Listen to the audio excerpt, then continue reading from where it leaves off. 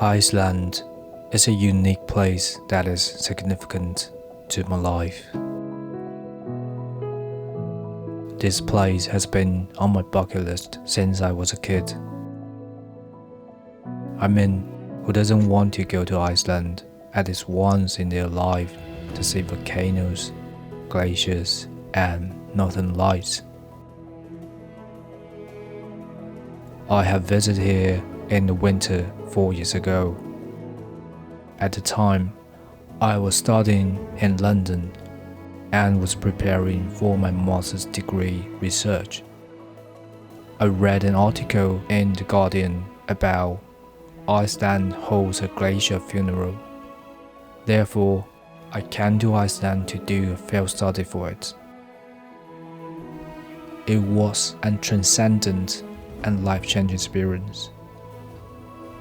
Later, I combined the data collected from the field study with the phenomena of Arctic suicide and solastalgia to develop a long-term artistic research project, Nostalgia, which was also produced into experimental films and projection mapping works. They have been exhibited in many countries, but it is a great regret that I was unable to complete the research that I have worked on for many years due to the pandemic. This time, I applied for the opportunity to be an artist in residence in Reykjavik. So I embarked on a journey to Iceland again. I also hoped to use this period to calm my mind and go on a journey of self-healing.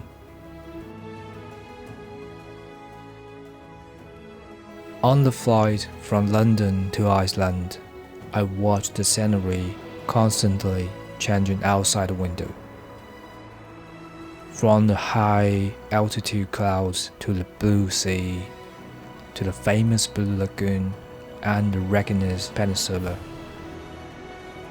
I gradually realized that after 3 years of the pandemic, I finally returned to the country that I have been daydreaming about.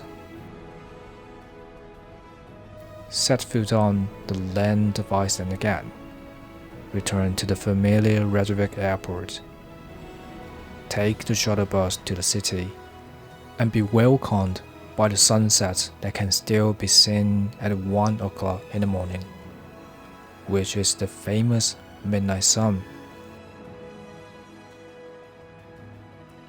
At the artist institution Residency, I was lucky enough to choose a studio facing the sea. So for the next 2 months, I could watch the view of the sea outside the window every day and fall asleep with the sound of distant waves and wind. It was really healing.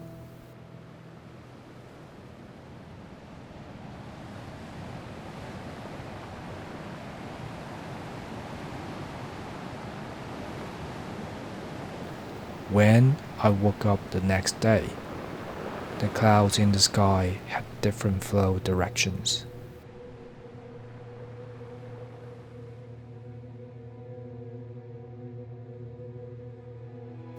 The vast sky and distant sea were connected, like a huge oil painting.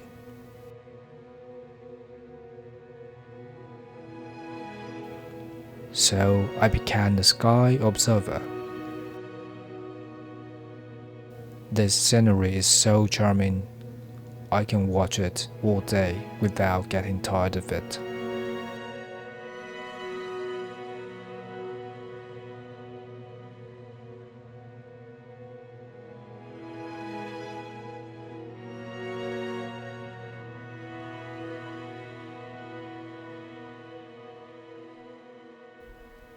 On the next morning, Julia, the curator of the institution, introduced us the space for artists.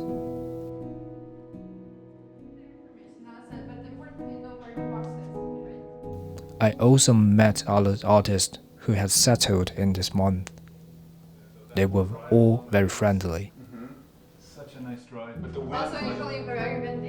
Then I continued to be a sky observer with my camera.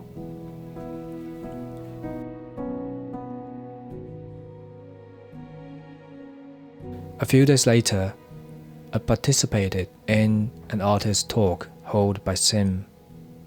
In front of artists from all over the world, I introduced my past experience in film, photography, artistic creation, and research, as well as the country that I'm from, Taiwan. BBC News, CNN, you can see a lot of Taiwan's news on international community. So, yeah, so if you're interested in Taiwan,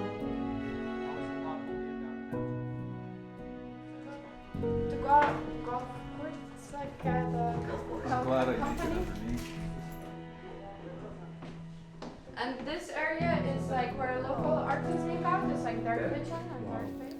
Sim has 2 artists in residence spaces. I live on the harbour side of Reykjavik's old town, which is very convenient.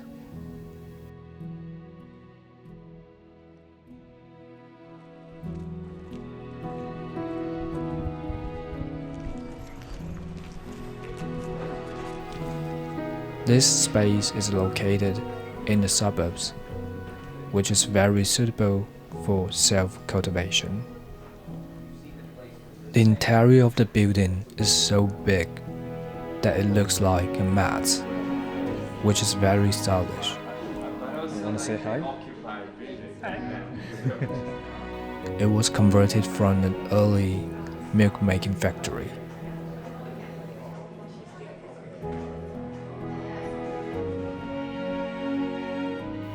During this period, I was lucky enough to encounter a rare volcanic eruption in Iceland, see the northern lights and the starry sky, participating in Iceland's annual cultural night, go on many road trips, and interview many outstanding artists from different parts of the world.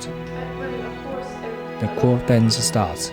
Under the arrangement of Sim, I had met the Prime Minister of Iceland in person, had a pleasant chat with her, and personally gave her my photo book. I met a group of excellent and friendly artists here, regardless of age, race, nationality, or cultural background, and we got to know each other because of art, especially in Iceland, which is such a romantic thing.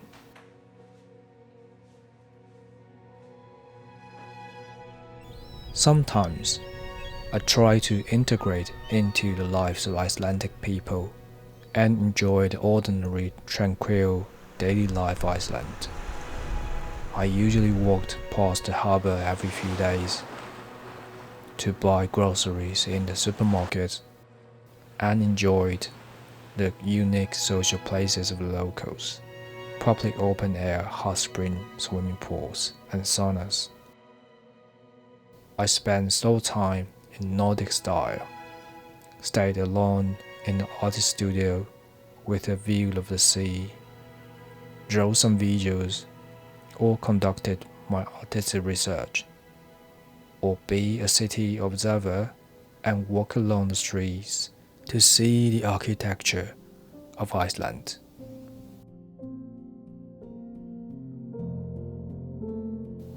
I often carried my camera and tripod and walked to a lighthouse near my dormitory. Sometimes I found unexpected phenomena such as a large number of transparent jellyfish lying on the beach.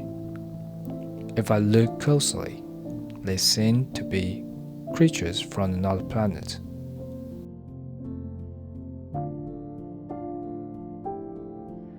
Occasionally, while I felt bored with my research, I would walk to the seawall not too far away and find an uninhabited corner to sit down. I will watch the sunsets and the ships sailing in the distance. I will relax for the whole afternoon until the sky gets dark and the sun sinks to the sea level. Then I might follow the slow pace of daily life in Icelandic summer and return to the room, waiting for the possible surprises in the Arctic sky.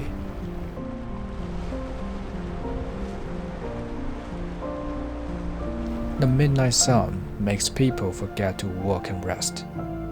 Thus, sometimes I will take time lapse throughout the night, return to the room tidily in the morning, and fell asleep with the sound of distant waves and wind.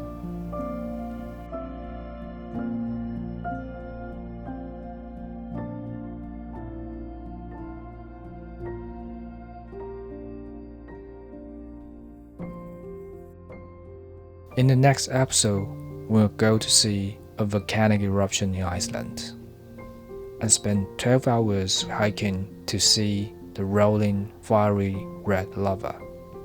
Take a road trip on the Reykjavik Peninsula to visit volcanic lakes, geothermal areas, and lava fields. I hope you have a great day. May you find peace of mind, my friend, and see you in the next film.